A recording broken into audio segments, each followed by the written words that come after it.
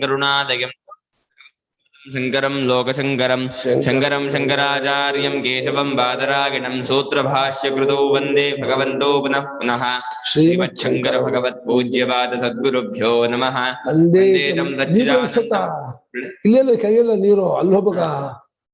वन्दे तं सच्चिदानन्दं यतिवर्यं महामतिं वेदान्तसारज्ञं सद्गुरुं प्रणतोऽस्म्यहं सदाहं सम्प्रदायज्ञं संयमीन्द्रं सदाश्रयं सद्गुरुं सच्चिदानन्दं सदाचारं समाश्रये। श्री श्री सच्चिदानन्देन्द्र सरस्वती महासद्गुरुभ्यो नमः। अथीः भगवो ಒಂದು ವೇಳೆ ಸಂಪ್ರಸಾದರಿಗಿಂತ ಉತ್ತಮ ಪುರುಷ ಬೇರೆ ಅಂತ ಆಗ್ಬಿಟ್ಟಿದ್ರೆ, ನೆನ್ನೆ ಪಾಠ ಹೇಳ್ತಾ ಇದ್ದೀನಿ, ನೆನ್ನೆ ಅನುವಾದ ಏನು ಅಂತ, ಆ ಸಂಪ್ರಸಾದ ಇದಲ್ಲ ಅವನಿಗಿಂತ ಉತ್ತಮ ಪುರುಷ ಬೇರೆ ಆಗ್ಬಿಟ್ಟಿದ್ರೆ ಆ ಉತ್ತಮ ಪುರುಷ ನೀನು ಸ್ಯಾದಿಗಳನ್ನೇ ರಮಿಸುವನಾಗ್ಬಿಡ್ತಿದ್ದೆ ಅಂತ ಹೇಳಿ ಈ ರೀತಿ ಉಪದೇಶ ಆಗುತ್ತಿತ್ತು. ಅದೇ ಇಷ್ಟೊತ್ತು ಅದು ಕುಡಿಯೋದು ಭೂಮಿ तथा भूम्नि अहमेव इत्यादिश्य आत्मैवेदं सर्वमिति सर्वम् इति नोपसमहरिष्यत् भूमा यदि भूमा जीवादन्यो अभविष्यत् ಇದು ಕಾಮ ನಾನ್ಯೋತೋಸ್ತಿ ದ್ರಷ್ಟಾ ಇತ್ಯಾದಿ ಶ್ರುತ್ಯಂತರಾಚ್ಯ. ಭೂಮಾ ಅನ್ನುವಂತಹ ಒಂದು ಸ್ವರೂಪ ಇದೆಯಲ್ಲ, ಅದು ಭೂಮ ಸ್ವರೂಪ ಜೀವನಿಗಿಂತ ಬೇರೆ ಆಗ್ಬಿಟ್ಟಿದ್ರೆ, ಭೂಮ ಬೇರೆ ಜೀವ ಬೇರೆ ಆಗಿದ್ರೆ, ನಾನು ಭೂಮ ಸ್ವರೂಪದಲ್ಲಿ ನಾನೇ ಆ ಭೂಮ, ಅಹಮೇವ ಅಧಸ್ತಾದ್ ಅಹಮೇವೋ ಪೃಷ್ಟಾದ್ ಅಹಮೇವ ಪಶ್ಚಾತ್ ಇದೆಯಲ್ಲ, ಈ ರೀತಿ ಆದೇಶ ಮಾಡಿ ಆತ್ಮೇವ ಇದನ್ನು ಸರ್ವಂ, ಇದೆಲ್ಲವೂ ಆತ್ಮನೇ, ಇದೆಲ್ಲ ಅಂತ ಅನುವಾದ. ಇದೆಲ್ಲ ಏನ್ ನೋಡ್ತಾ ಇದ್ದೀರಿ, ಕಾಣ್ತಾ ಇದ್ದೀರಿ, ಅದನ್ನ ಅನುವಾದ ಮಾಡ್ಕೊಂಡು ಇದೆಲ್ಲ ಹಾವು ಅನ್ನೋದು ಹಗ್ಗವೇ ಅಂದ್ರೆ ಹಾವು ಅನ್ನೋದು ಅನುವಾದ. ಹಾವು ಹಗ್ಗ ಆಗಲ್ಲ, ಹಾವಿಲ್ಲ, ಹಗ್ಗವೇ ಹಾವಾಗಿ ತೋರ್ತಾ ಇದೀನಿ. ಹಾಗೆ ಇದೆಲ್ಲ ಅಂತ ಏನು ಹೇಳ್ತಿದ್ದೀರಿ, ಇದೆಲ್ಲ ಇಲ್ಲ, ಇದೆಲ್ಲ ಆತ್ಮವೇ ಅಂತ ಹೇಳಿ ಈ ರೀತಿ ಉಪಸಂಹಾರ ಮಾಡುತ್ತಿರ್ಲಿಲ್ಲ.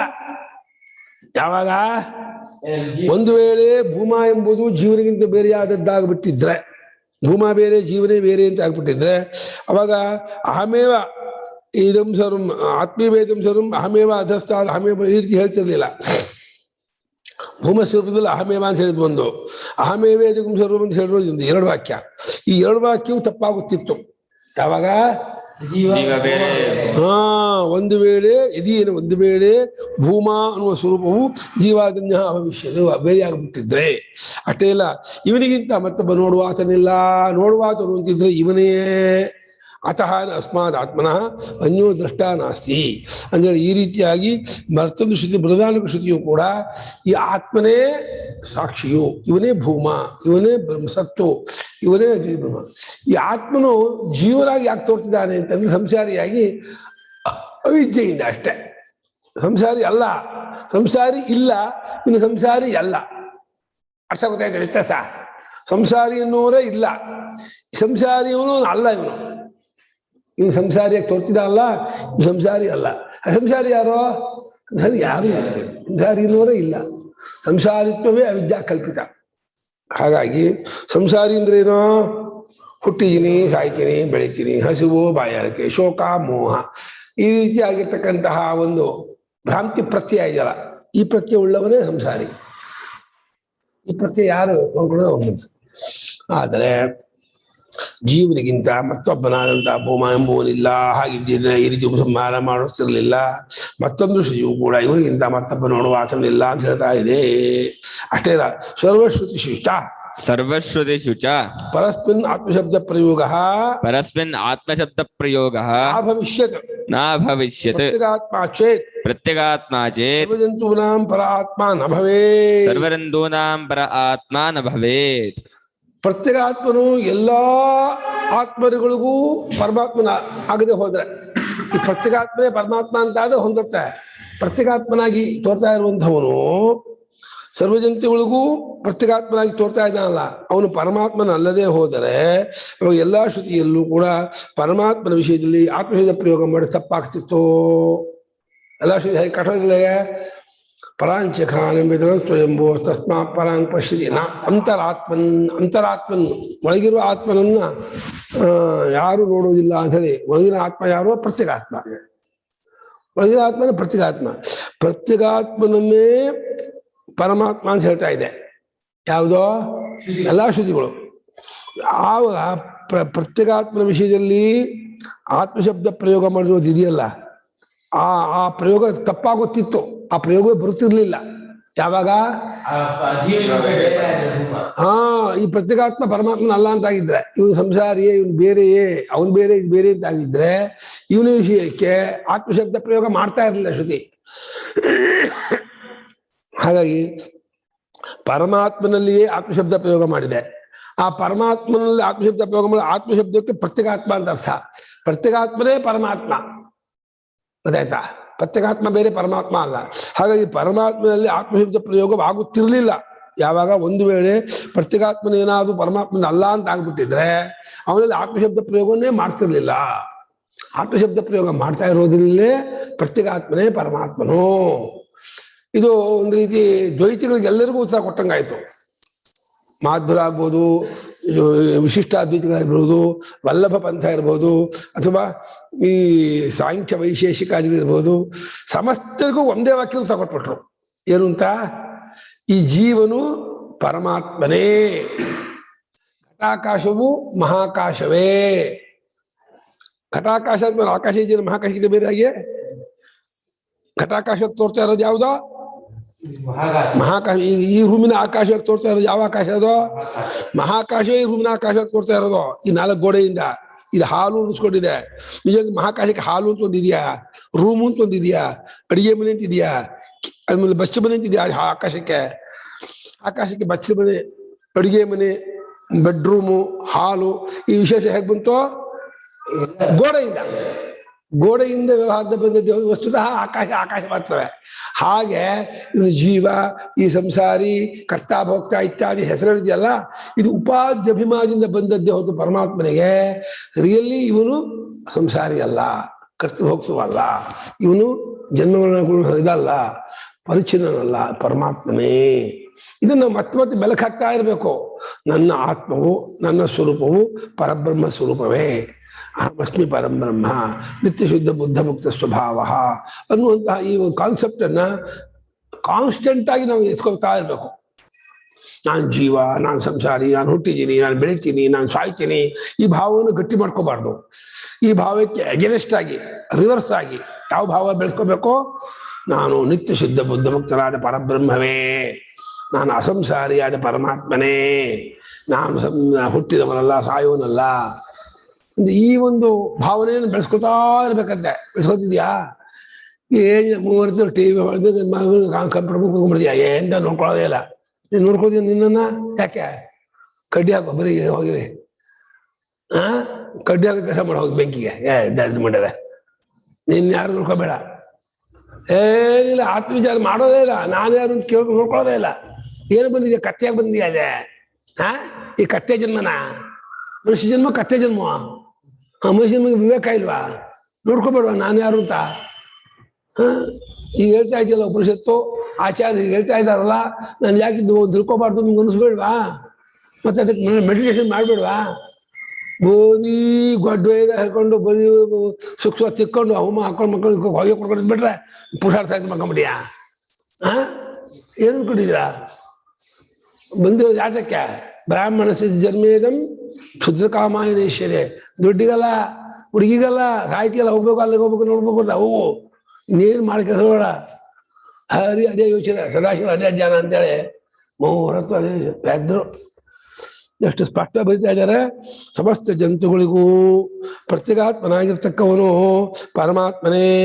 ಹಾಗಾಗಿ ಆ ಪರಮಾತ್ಮನಲ್ಲಿ ಆತ್ಮಶಬ್ದ ಪ್ರಯೋಗವನ್ನು ಮಾಡಿದೆ. ಅದೇನಾದ್ರೂ ಪರಮಾತ್ಮನಾಗದೆ ಹೋಗಿದ್ರೆ ಆತ್ಮಶಬ್ದ ಪ್ರಯೋಗವೇ ಬರುತ್ತಿರಲಿಲ್ಲ. ತಸ್ಮಾತ್ ಏಕೈವ ಆತ್ಮ ಪ್ರಕರಣೇ ಸಿದ್ಧ.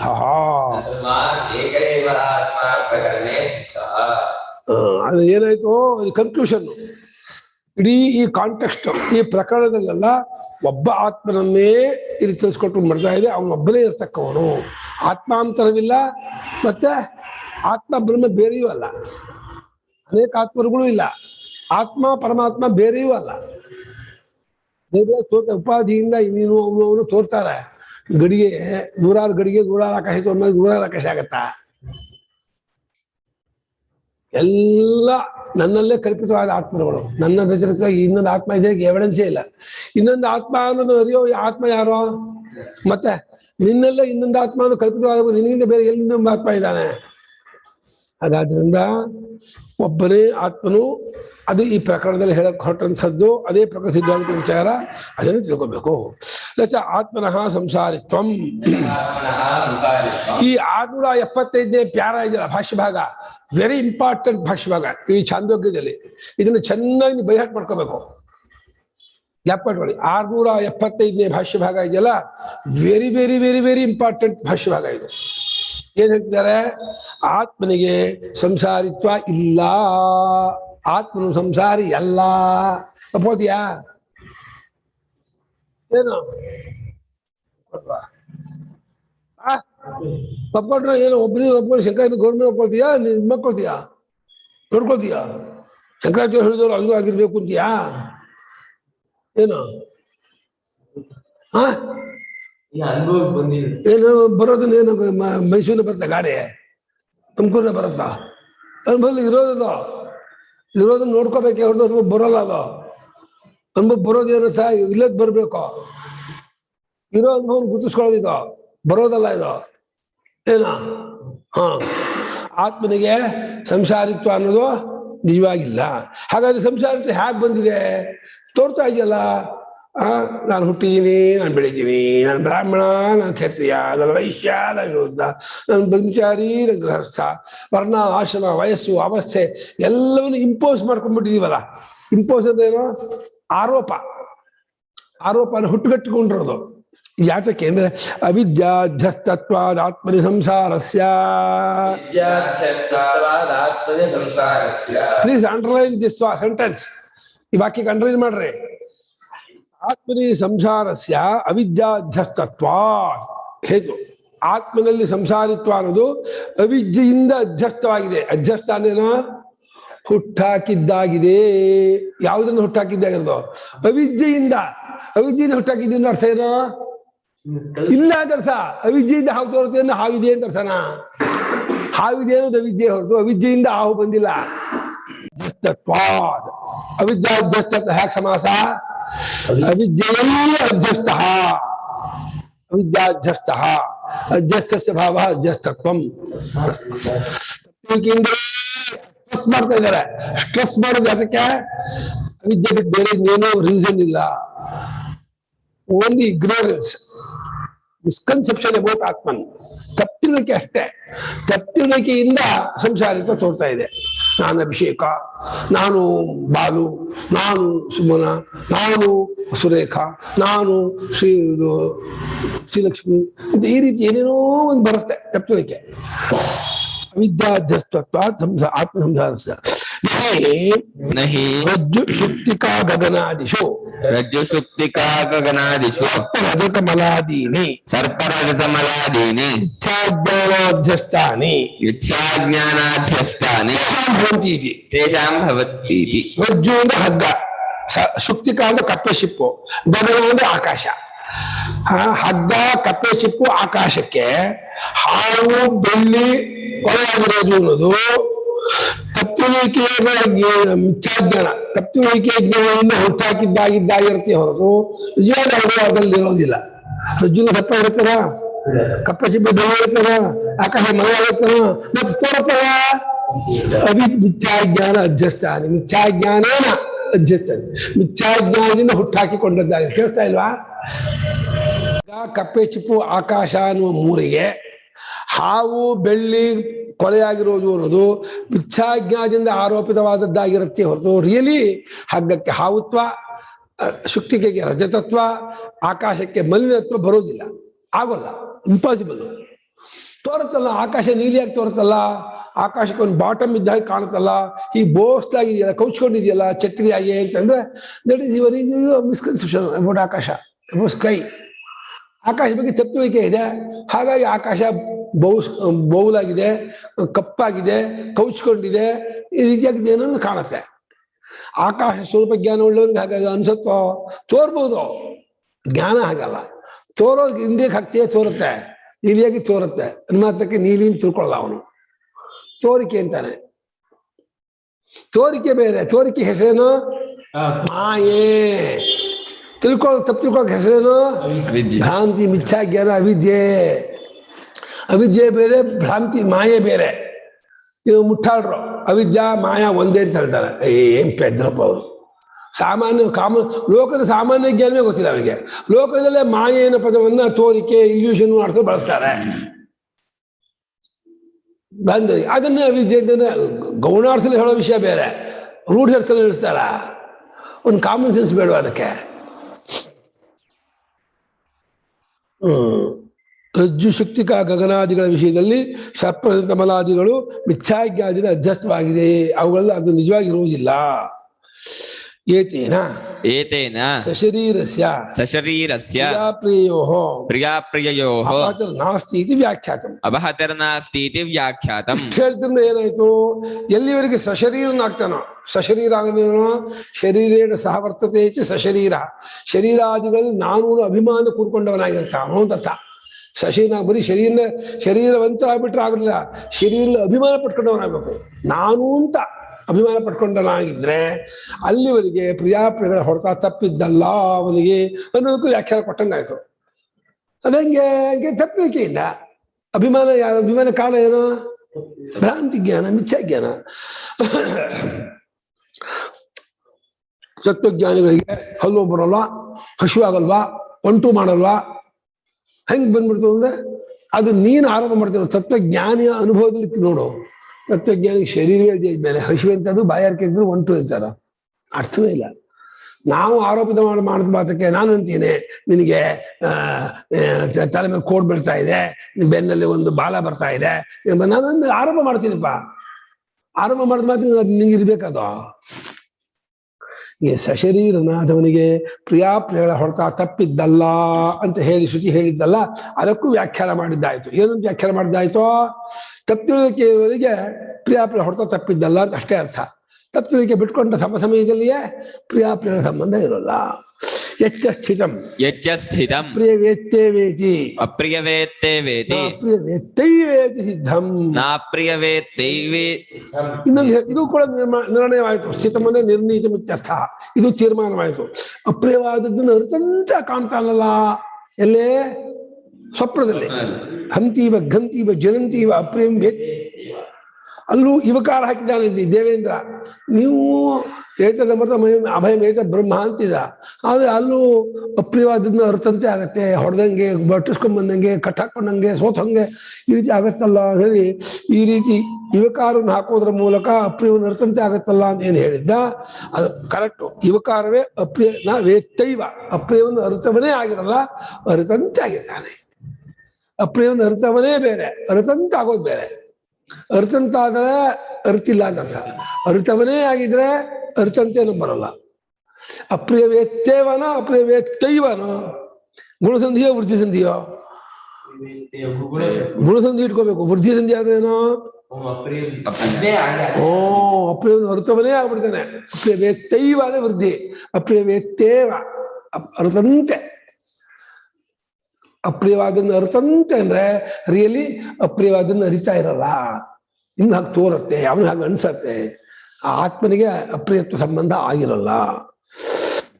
ಏವಂಚ ಸತಿ ಸರ್ವಪರ್ಯಾಯೇಷು ಏತದಮೃತಮಭಯಮೇತದ್ ಬ್ರಹ್ಮ ಏತದಮೃತಮಭಯಮೇತದ್ ಬ್ರಹ್ಮ ಪ್ರಜಾಪತೇರ್ವಚನಂ ಯದಿ ವಾ ಪ್ರಜಾಪತಿ ಛದ್ಮರೂಪಾಯಾಃ ಶ್ರುತೇರ್ವಚನಂ ಸತ್ಯಮೇವ ಭವೇತ್. ಭಾಷ್ಯಕಾರು ಒಂದು ಇದಕ್ಕೆ ತಗೊಂಡ್ಬಂದ್ಬಿಟ್ರು. ಇಷ್ಟು ತೀರ್ಮಾನ ಆದ್ಮೇಲೆ ಇದು ಸೆಟ್ ಆಯ್ತು, ಇದು ತೀರ್ಮಾನವಾಯ್ತು ಅಂತ ಆದ್ಮೇಲೆ ಈ ಎಲ್ಲಾ ಪರ್ಯಾಯದಲ್ಲೂ ಅದೇ ಜಾಗೃತ್ ಸ್ವಪ್ನ ಸುಷುಪ್ತಿ ಮೂರು ಪರ್ಯಾಯದಲ್ಲೂ ಕೂಡ ಏತದಮೃತ ಈ ಆತ್ಮನನ್ನೇ ಹೇಳಿದ್ದಾನೆ.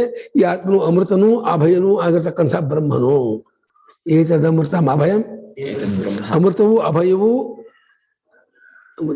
ಏತದಮೃತಂ ಅಭಯಂ ಎರಡೇ ಬ್ರಹ್ಮ. ಅಮೃತಾಭಯ ಗುಣನಿಷ್ಠವಾದ ಬ್ರಹ್ಮ ಅಂಥೇಳಿ ಎಲ್ಲಾ ಪರ್ಯಾಯದಲ್ಲೂ ಪ್ರಜಾಪತಿ ಹೇಳಿದ್ನಲ್ಲ, ಅಥವಾ ಪ್ರಜಾಪತಿಯ ರೂಪವನ್ನು ಹಾಕಿಕೊಂಡು ಶ್ರುತಿ ಹೇಳಿದೆಯಲ್ಲ. ಭಾಷ್ಯಕಾರರಿಗೆ ಈ ಕಥೆ ನಡೀತು ಇದಾಯ್ತು ಅನ್ನೋದು ತಾತ್ಪರ್ಯ ಇಲ್ಲ. ಇಂದ್ರ ವಿರೋಚರು ಹೋದ್ರು, ಪ್ರಜಾಪತಿ ಉಪದೇಶ ಮಾಡ್ದ, 32 ಬ್ರಹ್ಮಚರ್ಯ, ಅದೆಲ್ಲ ನಮ್ಗೆ ತಿಳಿಸ್ಕೊಡೋ ಕಥೆಯೇ ಹೊರತು ಶ್ರುತಿಯೇ ತಾನೇ ಆ ವೇಷವನ್ನು ಹಾಕೊಂಡು ನಮ್ಗೆ ತಿಳಿಸ್ಕೊಡ್ತಾ ಇದೆ ಅಂತ ಭಾಷೆಗಾರದು. ಹಾಗೆ ಪ್ರಜಾಪತಿ ಛದ್ಮ ರೂಪ, ಛದ್ಮ ಅಂದ್ರೇನೋ ಮರೆಮಾಚಿಕೊಂಡ, ಪ್ರಜಾಪತಿಯ ಸ್ವರೂಪವನ್ನು ಮರೆಮಾಚಿಕೊಂಡ, ತಾನು ಪ್ರಜಾಪತಿ ಸ್ವರೂಪವನ್ನು ಪಡ್ಕೊಂಡು ಶ್ರುತಿ ಹೇಳ್ತಾ ಇದೆ ಅಂತಾದ್ರೂ ಮಾಡ್ಕೊಳ್ಳಿ, ಅಥವಾ ಪ್ರಜಾಪತಿ ಹೇಳ್ದ ಅನ್ನೋದನ್ನು ಶ್ರುತಿ ನಮಗೆ ಹೇಳ್ತಾ ಇದೆ ಅಂತಾದ್ರೂ ಮಾಡ್ಕೊಳ್ಳಿ. ಅದಕ್ಕಿಂತ ಪ್ರಜಾಪತಿ ರೂಪದಿಂದ ಶ್ರುತಿಯೇ ಉಪದೇಶ ಮಾಡಿದವರು ಬೆಸ್ಟ್. ಪ್ರಜಾಪತಿ ಛದ್ಮ ರೂಪ, ಪ್ರಜಾಪತಿ ರೂಪೇಣ ಛದ್ಮ ಶ್ರುತಿ, ಪ್ರಜಾಪತಿ ರೂಪದಿಂದ ತನ್ನನ್ನು ಮಲೆ ಮಾಚಿಕೊಂಡಿದೆ ಶ್ರುತಿ. ಆ ರೂಪವಾಗಿರ್ತಕ್ಕಂಥ ಶ್ರುತಿಯ ವಾಕ್ಯವಿದು ಅಂತಾಲೂ ತಗೊಳ್ಳಿ.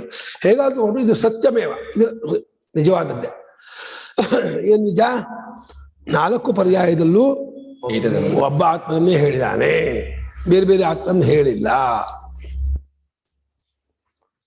ಎಲ್ಲಾ ಪರ್ಯಾಯಗಳು ಅಮೃತಾಭಯ ವಿಶಿಷ್ಟವಾದ ಆತ್ಮನನ್ನೇ ತಿಳಿಸಿಕೊಟ್ಟಿದೆ. ನ ಚ ತತ್ ಕುತರ್ಕ ಬುದ್ಧ್ಯ ವೃಷಾಕರ್ತುಂ ಯುಕ್ತಂ. ಆ ಒಂದು ತೀರ್ಮಾನವಾದ ವಿಚಾರವನ್ನ ಕುತರ್ಕ ಮಾಡಿ, ಕೆಟ್ಟ ತರ್ಕ ಮಾಡಿ ಅದು ಸುಳ್ಳು ಮಾಡಕ್ಕಾಗಲ್ಲ. ಸುಳ್ಳು ಮಾಡಕ್ ಹೋದ್ರೆ ಅದೆಲ್ಲ ಕುತರ್ಕ ಮಾಡಿ ಸುಳ್ಳು ಮಾಡ್ತೀನಿ ಅನ್ನೋದು ತಪ್ಪು.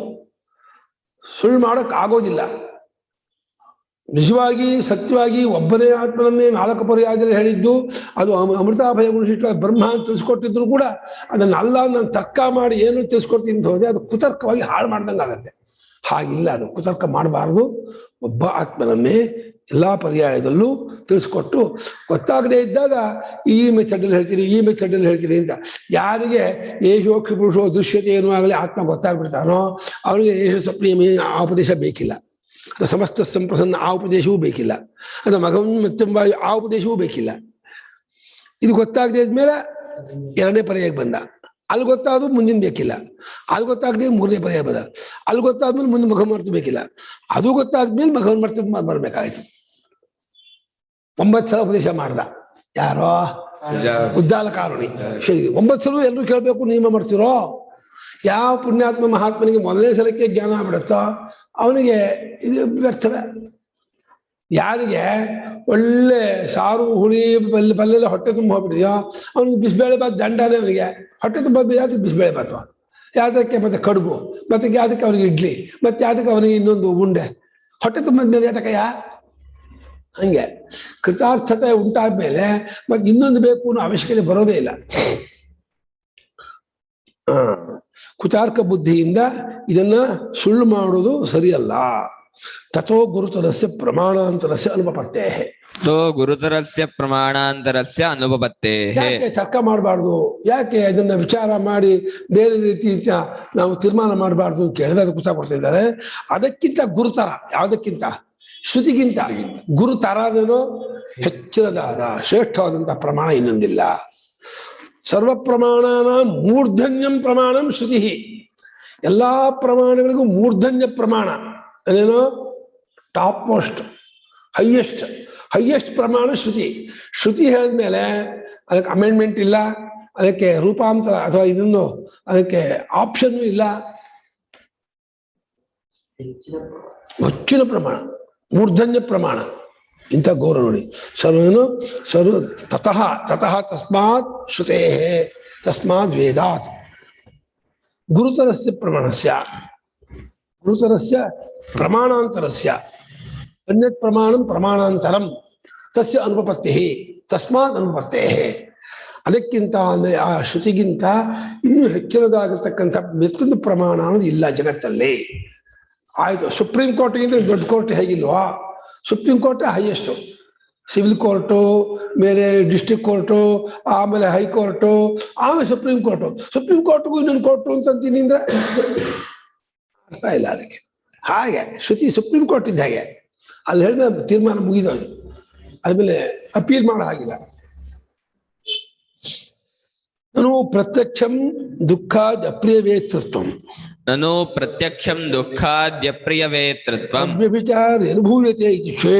ಅವ್ಯಭಿಚಾರ್ಯನುಭೂಯತ ಇತಿ ಚೇತ್. ಆಮೇಲೆ ನಿಮ್ ಶ್ರುತಿ ಹೇಳ್ತಿರಬಹುದು ಏನು ಅಂತ, ಆತ್ಮನು ಜರಾಮರಣಾದಿಗಳಿಂದ ಕೂಡಿದವನಲ್ಲ, ಸುಖ ದುಃಖಾದಿಗಳಿಂದ ಕೂಡಿದವನಲ್ಲ, ಆತ್ಮನು ಸಂಸಾರಿ ಅಲ್ಲ ಅಂತ ಶ್ರುತಿ ಹೇಳ್ತಿರ್ಬೋದು ಸ್ವಾಮಿ. ನಮ್ ಪ್ರತ್ಯಕ್ಷ ನೋಡಿ ಸ್ವಾಮಿ, ಕಾಣ್ತಾ ಇದೆ. ತಗೊಳ್ತೀನಿ. ಇದು ಪ್ರತ್ಯಕ್ಷ ಮೀನ್ಸ್ ಡೈರೆಕ್ಟ್ ಆಗಿ ಗೊತ್ತಾಗ್ತಾ ಇದೆ. ಏನೋ ದುಃಖಾದಿ ಅಪ್ರಿಯವನ್ನು ಅರಿತಾ ಇರೋದು. ಮಗ ಹೋದ ದುಃಖ, ದುಡ್ಡು ಕಳ್ಕೊಂಡ ದುಃಖ, ರೋಗ ರುಜಿನಾದಿ ಬಂದ ದುಃಖ, ಬೇರೆ ಕಷ್ಟ ಕಾರ್ಪಣ್ಯ ಬಂದ ದುಃಖ, ಇದು ಪ್ರತ್ಯಕ್ಷ ಕಾಣ್ತಿದ್ರೆ ಇದೆಲ್ಲ ಸುಳ್ಳು, ಇದೆಲ್ಲ ಮಿಥ್ಯೆ, ಇದೆಲ್ಲ ಭ್ರಾಂತಿ, ಇದೆಲ್ಲ ಬರೀ ತೋರಿಕೆ, ಯಾವುದು ಇಲ್ಲ ಅಂತ ಅಂದ್ಬಿಟ್ರೆ ಇಲ್ಲ ಆಗ್ಬಿಡತ್ತೇನ್ರಿ. ಏನ್ರಿ ಸ್ವಾಮಿ ಮಾತಾಡಕ್ ಬರುತ್ತೆ ಅಂತ ಹೇಳಿ ಇದನ್ನ ಮಾತಾಡ್ಬಿಡ್ತೀರಾ ನೀವು, ಕಪಾಳ ಕೊಡ್ತೀರಿ. ಏನು ತಣ್ಣಗೆ ಹಿತವಾಗಿದೆ ಅಂತೀರಾ, ಉರಿ ಉರಿ ಉರಿ ಉರಿ ತಂತೀರಾ ನೀವು. ಏನ್ರಿ ಇದು ಹಿಂಗಂತೀರಲ್ಲ ನೀವು. ಏನು ದುಃಖಾದಿಗಳೆಂಬ ಅಪ್ರಿಯವಾದದ್ದನ್ನ ಅರಿಯುವುದೆಂಬುದು ಪ್ರತ್ಯಕ್ಷವಾಗಿದೆಯಲ್ಲ, ಇದು ಅವ್ಯಭಿಚಾರಿ ಬಿಟ್ಟೋಗದೇ ಇರತಕ್ಕಂಥ ಅನುಭವ. ಯಾರನ್ನಾದ್ರು ಕೇಳಿ, ಆ ಸೇತು ಹಿಮಾಚಲ ಅಷ್ಟೇಕೆ, ಅಮೆರಿಕ ಹೋಗಿ ಕೇಳಿ, ರಷ್ಯಾ ಹೋಗಿ ಕೇಳಿ, ಜಪಾನ್ ಹೋಗಿ ಕೇಳಿ, ಎಲ್ಲರೂ ಹೌದು ಸ್ವಾಮಿ, ಹಸಿವಾದಾಗ ದುಃಖ ಆಗತ್ತೆ, ಹಲ್ಲು ನೋವು ತಲೆನೋವು ಬಂದಾಗ ದುಃಖ ಆಗತ್ತೆ, ಹಾಗೆ ಇನ್ನೇನಾದ್ರು ಒಳ್ಳೊಳ್ಳೆ ಇದು ಬಂದಾಗ ಸುಖ ಆಗತ್ತೆ, ಎಲ್ಲರೂ ಒಪ್ಕೋತಾರೆ. 700 ಕೋಟಿ ಜನ ಇದ್ರೆ 700 ಕೋಟಿ ನಮ್ಮ ಕಡೆಗೆ ಓಟ್ ಹಾಕ್ತಾರೆ. ನಿಮ್ಗೆ ಠೇವಣಿನೂ ಬರಲ್ಲ, ನೀವು ಸೋತೋಗ್ತೀರಾ.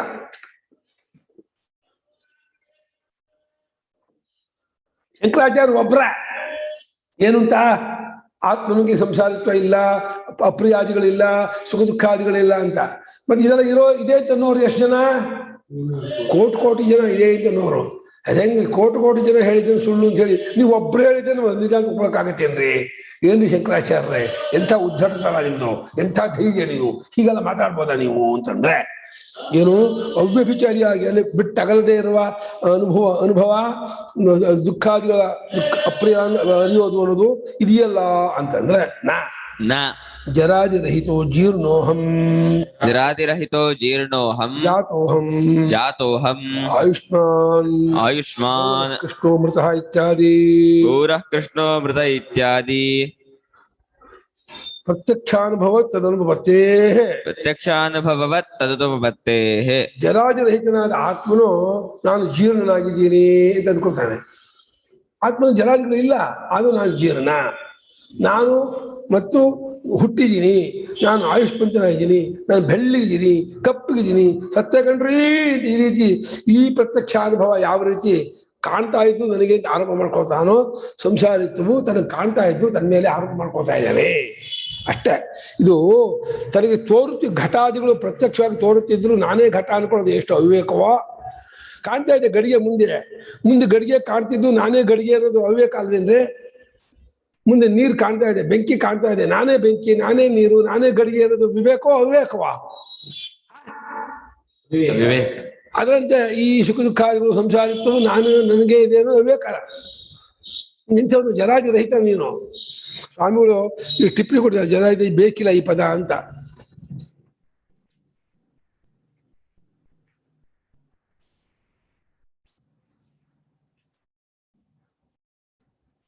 ಇವು ದೇಹಾಧರ್ಮಗಳನ್ನು ಅಭ್ಯಾಸ ಮಾಡಿಕೊಂಡಂತೆ ದುಃಖಿತ್ವಾದಿಗಳನ್ನು ಅಭ್ಯಾಸ ಮಾಡ್ಕೊಂಡಿದ್ದಾನೆ ಅಂತ ಹೇಳ್ತಾ ಇದ್ದಾರೆ. ದೇಹ ಧರ್ಮ ಅಧ್ಯಾಸ ಅಂತ ಪೂರ್ವಕ್ಕೆ ಹೋಗ್ತಾನೆ. ನನಗೊಂದು ದೇಹವೇ ಹೊರತು ನಾನ್ ದೇಹ ಅಲ್ಲ ಅಂತಾನೆ.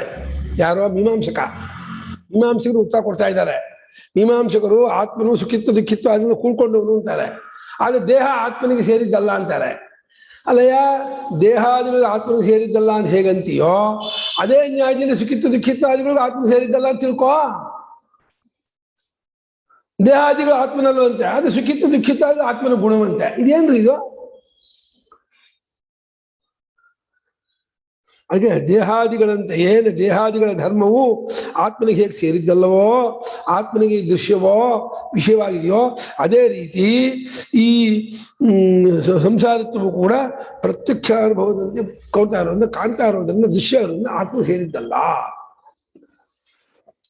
ಸರ್ವಮಪ್ಯೇತತ್ ಸತ್ಯಮಿತಿ ಚೇತ್. ಸರ್ವಮಪ್ಯೇತತ್ ಸತ್ಯಮಿತಿ ಚೇತ್. ಸ್ವಾಮಿ ಕೆಲಸ ಮಾಡ, ದೇಹಾದಿಗಳು ಆತ್ಮನಿಗೆ ಸೇರಿಸಿ ಮಾಡಬೇಡ. ಅದರಂತೆ ನೀವು ಉತ್ಸಾಹ ಕೊಡೋದಾದ್ರೆ ದೇಹವು ಆತ್ಮ ಸೇರಿದೆ, ಇಂದ್ರಿಯವು ಆತ್ಮ ಸೇರಿದೆ, ಮನೋಬುದ್ಧಿಗಳು ಆತ್ಮ ಸೇರಿದೆ, ಸಂಸಾರಿತ್ವವು ಸೇರಿದೆ, ಎಲ್ಲವೂ ಸೇರಿದೆ. ಇವಾಗ ಹೇಳಿ, ಅದು ನಾವು ಇಲ್ಲ ಅಂದ್ರೆ ಅದರಂತೆ ಇದು ನೀವು ಅಂತೀರಾ, ಅದನ್ನ ಇಲ್ಲ ಅಂತ ಅನ್ನೋದೇ ಇಲ್ಲ. ಅದು ಆತ್ಮ ಸೇರಿದೆ ಅಪ್ಪ. ಆತ್ಮನಿಗೆ ದೇಹ ಸಂಬಂಧ ಇದೆ, ಆತ್ಮಿಗೆ ಇಂದ್ರಿಯ ಸಂಬಂಧ ಇದೆ, ಆತ್ಮಿಗೆ ಮನೋಬುದ್ಧಿ ಸಂಬಂಧ ಇದೆ, ಹಾಗೆ ಸಂಸಾರಿತ್ವ ಸಂಬಂಧ ಇದೆ. ಎಲ್ಲವೂ ಆತ್ಮಿಗೆ ಆಗ್ತಾ ಇದೆ ಅಂತ ಅನ್ಬೇಡ. ಏನಾಗತ್ತೆ? What is your opinion about it? ದೇಹ ಬಿಟ್ಟು ಬಿಟ್ಟೋದೆ. ನಾನು ಸತ್ತೋಗ್ತೀನಿ ಬಿಟ್ಟೋದಾಗ ಏನಿಲ್ಲ. ಆತ್ಮ ನಿತ್ಯ ಅನ್ನೋ ಇದೆ. ಆತ್ಮ ನಿತ್ಯ ಅಲ್ಲೇ ಅಲ್ಲ. ನೀವು ಅಂದ್ಕೊಂಡ್ಬಿಟ್ರೆ ನಿತ್ಯ ಅಂತ. ನಾನು ನಿತ್ಯದ ಒಪ್ಪೋದೇ ಇಲ್ಲ. ಆತ್ಮ ನಿತ್ಯನ ಹೇಳು. ಪುಣ್ಯ ಪಾಪ ಯಾವುದು ಇದೆ? ಪುಣ್ಯ ಪಾಪ ಯಾವುದು ಇದೆ ಆಗಲ್ಲ. ಯಾಕೆ ಪುಣ್ಯ ಪಾಪ ಅನುಭವಿಸಲ್ಲ? ಅದೇ ಇವಾಗ ಆತ್ಮನೇ ಅನಿತ್ಯ ಆದ್ಮೇಲೆ ಪುಣ್ಯ ಪಾಪನೇ ಬರತ್ತ. ಸುಖ ದುಃಖ ಅನುಭವಿಸಲ್ವನೋ ಆತ್ಮ? ಇವು ಖುಷಿಯಾಗಿತ್ತು, ಸಂತೋಷ ಆಯ್ತು ಅಂತ. ಇವಾಗ ದುಃಖ ಕಷ್ಟ ಅದನ್ನಲ್ವಾ? ಅದು ಈ ಪುಣ್ಯ ಒಬ್ನೇ ಆತ್ಮ ಅಂತ ಇಟ್ಕೊಂಡ್ರೆ ಒಬ್ಬ ಆತ್ಮ ಇಟ್ಕೊಳ್ಳಿ, ಎಷ್ಟೆಲ್ಲ ಆತ್ಮ ಇಟ್ಕೊಂಡು ಹಂಗ ಆತ್ಮ ಎಷ್ಟು ಇಟ್ಕೊಳ್ಳೋಕ್ಕಾಗಲ್ಲ. ಆತ್ಮನಿಗೆ ಸುಖ ದುಃಖ ಅನುಭವ ಆಗ್ತಾ ಇದೆಯೋ ಇಲ್ವೋ? ಅದೇ ಸಂಸಾರಿತ್ವ. ಯಾಕಾಗ್ಬಾರ್ದು? ದೇಹಾಭಿಮಾನ ಇರೋದ್ರಿಂದ ಅದನ್ನ ಅನಿಸ್ತಿದೆ. ದೇಹ ಆತ್ಮನಪ್ಪ. ದೇಹ ಅಭಿಮಾನ ಏನೋ? ದೇಹಕ್ಕೆ ಕಳ್ಸ್ಬಿಟ್ರೆ ಇರ್ತೀಯಾ? ಕತ್ತಾರಿಸ್ಬಿಟ್ರೆ ಸತ್ತೋಗ್ತೀನಿ, ಓಡೋಗ್ತೀಯಾ? ಒಂದು ಬ್ಯಾಟ್ ತಗೊಂಡ್ರೆ ಮಿಸ್ಕೊಂಡು ಬ್ಯಾಟ್ ತಗೊಂಡು ಓಡೋಗ್ತೀಯ ಕೇಳಕ್ಕೆ? ನೋಡಿಮ್ಮ, ಒಂದು ಅರ್ಥವಾಗಿಲ್ಲಮ್ಮ. ಅಲ್ಲ ಕಣಯ್ಯ, ಅರಿವು ಅರಿಸಿಕೊಂಡದ್ದು ಒಂದೇನೋ ಬೇರೆ ಬೇರೆನೋ. ಮತ್ತೆ ಅರಿಸ್ಕೊಳ್ತೋ ಇಲ್ವಾ? ಅರಿಸ್ಕೊಂಡ್ಮೇಲೆ ಅದೇ ನಾನು ಹಾಕ್ತೀನಿ. ನೀನ್ ಕೇಳೋ, ಕೇಳಕ್ಕೆ ಗೊತ್ತಾಗಲ್ಲ ನಿಮಗೆ. ಇಷ್ಟು ದಿವಸ ಪಾಠ ಆದ್ರು ನೋಯರ್ ಅಂಡ್ ನೋನ್ ಎರಡು ಬೇರೆ ಬೇರೆನೋ ಒಂದ? ಐ ಆಮ್ ನೋಯರ್, ಅದು ನೋನು, ಅರಿಯಲ್ಪಟ್ಟಂಥದ್ದು. ಅದು ಅರಿಯಲ್ಪಟ್ಟದ್ದಕ್ಕೂ ಅರಿವಾತನಿಗೂ ಸಂಬಂಧ ಇದೆಯಾ? ಏಕತ್ವ ಇದೆಯಾ? ಆಗಲ್ಲ. ಹಾಗೆ ನಾನೊಂದು ದೇಹ ಅಲ್ಲ, ನನಗೊಂದು ದೇಹ ಅಂತ ಹೇಳೋನು ಪೂರ್ವ ಪಕ್ಷಿ. ನಾನು ಸಂಸಾರ ಅಲ್ಲ, ನಾನ್ ನೋಡ್ತಿರೋ ಸಂಸಾರ, ಬುದ್ಧಿ, ಮನಸ್ಸು ಎಲ್ಲ ನನಗೆ ಅಂತ ಹೇಳ್ಬೋದಲ್ವಾ ಗುರುಗಳೇ, ವಾದ ಮಾಡಿದ್ರೆ? ಅಲ್ಲ, ನನಗೊಂದು ದೇಹ ಆದ್ರೆ ನನಗೆ ಸಂಸಾರ ಅಂತಂದ್ರೆ ನನಗೆ ಅಂದ್ರೆ ಕಾಣುತ್ತೆ ನಡೆಸೋದಲ್ಲ, ಸ್ವಲ್ಪ ಸೇರಿದೆ ಅಂತ. ಅಲ್ಲ, ಕಾಣಿಸ್ತಾ ಇರೋದೆಲ್ಲ ನಾನಲ್ಲ ಅಂದ್ರೆ ನನ್ಗದ್ ಕಾಣಿಸ್ತಾ ಇರೋದ್ರಿಂದ ನನಗೆ ಸಂಸಾರ ಅಂತ. ನಾನ್ ಸಂಸಾರ ಅಲ್ಲ, ನನಗೆ ಸಂಸಾರ ಅನ್ನೋದು ವ್ಯತ್ಯಾಸ ಅಲ್ವಾ? ಪೂರ್ವಪಕ್ಷಿ ನನಗೆ ಸಂಸಾರ ಅಂತ ಇದ್ದಾನಲ್ಲ. ನನಗೆ ಸಂಸಾರ, ದೇಹಾದಿಗಳು ನನಗೆ, ಸುಖಿತ ದುಃಖಿತ್ವಗಳು ನನಗೆ, ಸಂಸಾರಿತ್ತು ನನಗೆ, ಎಲ್ಲವೂ ನನಗೆ ಅಂತ ಇದ್ದಾನೆ. ಇಟ್ಕೊಂಡ್ಬಿಡಿ, ಎಲ್ಲವೂ ಆಗಲಿ ಅಂತಾನೆ. ದೇಹಾದಿಗಳು ನನಗೇನೆ, ನನಗೆ ಸೇರಿದ್ದು. ದೇಹಾದಿಗಳು ನನಗೆ ಸೇರಿದ್ದು, ಸಂಸಾರಿತ್ತು ನನಗೆ ಸೇರಿದ್ದು, ಸುಖಿತ ದುಃಖಿತ ಎಲ್ಲ ನನಗೆ ಸೇರಿದ್ದು ಅಂತ ಮಾಡ್ಕೊಂಡ್ಬಿಡೋಣ, ಇಟ್ಕೊಂಡ್ಬಿಡೋಣ ಅಂತ ಇದ್ದಾನೆ. ಉತ್ತರ ಕೊಡ್ತಾರೆ ನೋಡಿ. ಅವರು ನಾನೊಂದು ದೇಹ ಅಲ್ಲ, ನನಗೊಂದು ದೇಹ ಅಂತ ಹೇಳುವಾಗ ನನಗೊಂದು ಸಂಸಾರ ಅಂತ ಅದನ್ನ ಬಿಟ್ಟ, ನನಗೊಂದು ದೇಹ ಬಿಟ್ಟ. ಇವಾಗ ಇದು ಎರಡನೇದು ಸರ್ವೋಪಿ ಏತದ್ದು ಸತ್ಯ ಬಂದ, ಎಲ್ಲವೂ ಆತ್ಮನಿಗೆ ಸೇರಿದೆ ಅಂತ ಮಾಡೋಣ ಅಂತ ಇದ್ದಾನೆ. ಇವಾಗ ಆ ಭಾಗ ಬಿಟ್ಬಿಟ್ಟ. ನನಗೊಂದು ದೇಹ ಮುಂಚೆ ಹೇಳ್ತಾ ಇದ್ದನೋ, ಈಗ ನಾನೇ ದೇಹ, ನಾನೇ ಇಂದ್ರಿಯ, ಮನೋಬುದ್ಧಿ, ನನಗೆ ಸಂಸಾರ, ನಾನೇ ಸಂಸಾರಿ, ನಾನೇ ಸುಖಿ ದುಃಖಿ ಅಂತ ಹೀಗೆ ಇಟ್ಕೊಂಡ್ಬಿಡೋಣ ಅಂತ ಇದ್ದಾನೆ. ಇನ್ನೊಂದು ಪಕ್ಷಕ್ಕೆ ದಾಟ್ತಾ ಇದ್ದಾನೆ. ಸರ್ವಮಪಿ ಏತತ್ ಸತ್ಯಂ ಅಂತ. ಇದೆಲ್ಲವೂ ಸತ್ಯವೇನೆ, ಎಲ್ಲವೂ ನಾನೇ, ಎಲ್ಲವೂ ನನಗೆ, ಎಲ್ಲವೂ ನನ್ನದೇ, ನನ್ನ ಸ್ವರೂಪಕ್ಕೆ ಸೇರಿದ್ದೆ ಅಂತ ಮಾಡ್ಕೊಂಬೋಣ ಅಂತ ಇದ್ದಾನೆ. ಅಸ್ತು ಏವ ಏತದೇವಂ ದುರವಗಮಂ ಅಂದ್ಬಿಟ್ಟು ಭಾಷಿಕಾರ. ಅಸ್ತು ಏವ ಏದಂ ದುರವಗಮಂ. ಆಯ್ತಯ್ಯ, ಇದು ಹೀಗೆ ಕಣಯ್ಯ. ನಿಮ್ಮಂಥ ದಡ್ಡ ಮುಂಡೆಗಳಿಗೆ ಇದು ಈ ದುರವಗಮ ಇದು ಗೊತ್ತಾಗೋದಲ್ಲ. ಇದು ಎಲ್ಲ ಆತ್ಮನಿಗೆ ಅಂತ ಅನ್ಕೊಂಡ್ಬಿಡ್ತೀರಾ. ಆತ್ಮನಿಗೆ, ನನಗೆ, ನಾನೇ ಇದೆಲ್ಲವೂ ಅಂತ ಅನ್ಕೊಳ್ತೀರಾ. ಇದು ನಿಮ್ಮಂಥ ಪೆದ್ದರಿಗೆ ಇದು ಅರ್ಥವಾಗೋದಲ್ಲ. ಇದು ದುರವಗಮ ಅನ್ನೋತ್ಲೇ ಆಗ್ರಿ, ಗೊತ್ತಾಗದೇ ಇರೋದು ಅಂತಲೇ ಆಗಿದೆ. ಹೌದು, ನಿಜ ಅಂತ ಒಪ್ಕೊಳ್ತಾ ಇದ್ದಾರೆ. ಯಾರು ಪೆದ್ದರೋ, ಅವಿವೇಕಿಗಳೋ, ಪ್ರಾಕೃತರೋ ಅವರಿಗೆ ಇದೆಲ್ಲ ದುರವಗಮ, ಗೊತ್ತಾಗೋದೇ ಕಷ್ಟತಮವೇ, ಗೊತ್ತಾಗದೇ ಇರುವಂಥದ್ದೇ. ಯಾಕೆ ಅಂತ ಹೇಳ್ತಾರೆ. ದೇವರಾಜೋಪಿ ಅದಶರಾವಾದಿ ದರ್ಶಿತ ಅವಿನಾಶಯುಕ್ತಿರಪಿ ಮುಮೋಹೈವ ಅತ್ರ ವಿನಾಶಮೇವ ಅಪೀತೋ ಭವತೀತಿ. ವಿನಾಶಮೇವ ಅಪೀತೋ ಭವತೀತಿ. ಏಕೆಂದರೆ ಈ ದುರವಗಮ ತಿಳ್ಕೊಳ್ಳೋದು ತುಂಬಾ ಕಷ್ಟ ಅಂತಂದ್ರೆ, ಈವನ್ ದೇವರಾಟ್, ದೇವೇಂದ್ರ 100 ವರ್ಷ ವೇದ ಮಾಡಿದವನು, ಅವನು ಕೂಡ ಉದಯಶರಾವಾದಿ ನೀರಿನ ತಟ್ಟೆ ಕನ್ನಡಿ ಎಲ್ಲ ಈ ದೃಷ್ಟಾಂತಗಳಿಂದ ತೋರಿಸಿದ್ರು ಕೂಡ ಅವಿನಾಶ ಯುಕ್ತಿ ವಿನಾಶವಲ್ಲ ಎಂಬುದಕ್ಕೆ ಯುಕ್ತಿಯನ್ನ ತೋರಿಸಿದ್ರು ಕೂಡ ಅಲ್ಲಿ ವಿನಾಶವೇ ಆಗ್ಬಿಡ್ತಾನಲ್ಲ ಅಂತ ಹೇಳಿ ಮೋಹಗೊಂಡವನಾಗ್ಬಿಟ್ಟ. ಅದನ್ನು ವ್ಯತಿರೇಕ ಮಾಡಿ ತೋರಿಸ್ತಾ ಇದ್ದಾನೆ. ಅಪ್ಪ ನೋಡೋ ಎಲ್ಲ ಅವಾಗಿನ ರೂಪ ಬೇರೆ ಇವಾಗಿನ ರೂಪ ಬೇರೆ, ಅದು ಬಿಟ್ಟು ಹೋಗ್ತಾ ಇದೆ, ನೀನು ಮಾತ್ರ ಎಲ್ಲದರಲ್ಲೂ ನೋಡುವನಾಗೇ ಇದೆಯಾ ಅಂತೇಳಿ ತೋರಿಸ್ತಾ ಇದ್ರು ಕೂಡ ಅನ್ವಯ ವ್ಯತಿರೇಕದಿಂದ ದೇಹಾದಿಗಳು ನಾನಲ್ಲ ಅಂತ ಗೊತ್ತು ಮಾಡಿಸಿಕೊಟ್ರು ಕೂಡ ದೇಹಾದಿಗಳ ವಿನಾಶದಿಂದ ಆತ್ಮ ವಿನಾಶ ಆದವನೇ ಆಗ್ತಾನೆ ಅಂತ ಹೇಳಿ ಮೋಹಗೊಂಡು ಬಿಟ್ಟ ದೇವೇಂದ್ರ ಕೂತ್ಕೊಂಡು. ಅವನಿಗೂ ಈ ಭ್ರಾಂತಿ ಬಂದ್ಬಿಡ್ತು. ಅನ್ವಯ ವ್ಯತಿರೇಕ ಮಾಡಿ ತೋರಿಸಿಕೊಟ್ರು. ವಿಧಿಸಲಾವಾದಿ ದೃಷ್ಟಾಂತದಿಂದ ಅನ್ವಯ ವ್ಯತಿರೇಕ ಮಾಡುವುದರ ಮೂಲಕ ಆತ್ಮನಿಗೆ ವಿನಾಶವಿಲ್ಲ ಎಂಬುದನ್ನು ಯುಕ್ತಿ ಕೊಟ್ಟು ತೋರಿಸಿಕೊಟ್ರು ಕೂಡ ದೇವೇಂದ್ರನಂತಹ ಮನುಷ್ಯನು ಕೂಡ ಮೋಹಗೊಂಡವನಾದ ವಿನಾಶವೇ ಆಗ್ಬಿಡ್ತಾನೆ ಆತ್ಮ ಅಂತ ಹೇಳಿ ಅನ್ಸತ್ತಪ್ಪ. ವಿವೇಕ ಇದ್ದೇ ಅದು ಆಗತ್ತೆ, ಏನು ಮಾಡೋಕ್ಕಾಗಲ್ಲ. ಆಮೇಲೆ ತಥಾ ತಥಾ ವಿರೋಚನಃ ಮಹಾಪ್ರಾಜ್ಞಃ ರಾಜಾಪತ್ಯೋಪಿ ದೇಹಮಾತ್ರಾತ್ಮದರ್ಶನೋ ಬಭೂವ. ನೋಡಿ ಹಾಗೆ ವಿರೋಚನ ಸಾಮಾನ್ಯ ಅಲ್ಲ. ವಿರೋಚನ ಅಂದ್ರ ಅವನು ಮಹಾಪ್ರಾಜ್ಞ. ಪ್ರಜ್ಞೆಯಲ್ಲಿ ದೇವೇಂದ್ರನಿಂದ ಜೋರವನು, ಭಾರಿ ವಿವೇಕಿ, ಭಾರಿ ಬುದ್ಧಿವಂತ, ಪ್ರಚಂಡ ಲೆಕ್ಕದಲ್ಲೇ. ಅವನು ಪ್ರಜಾಪತಿಯ ಮಗ. ಅವನು ಪ್ರಜಾಪತಿ ಅಯಂ ಗರ್ಗಾದಿಭ್ಯೋ ಯೈ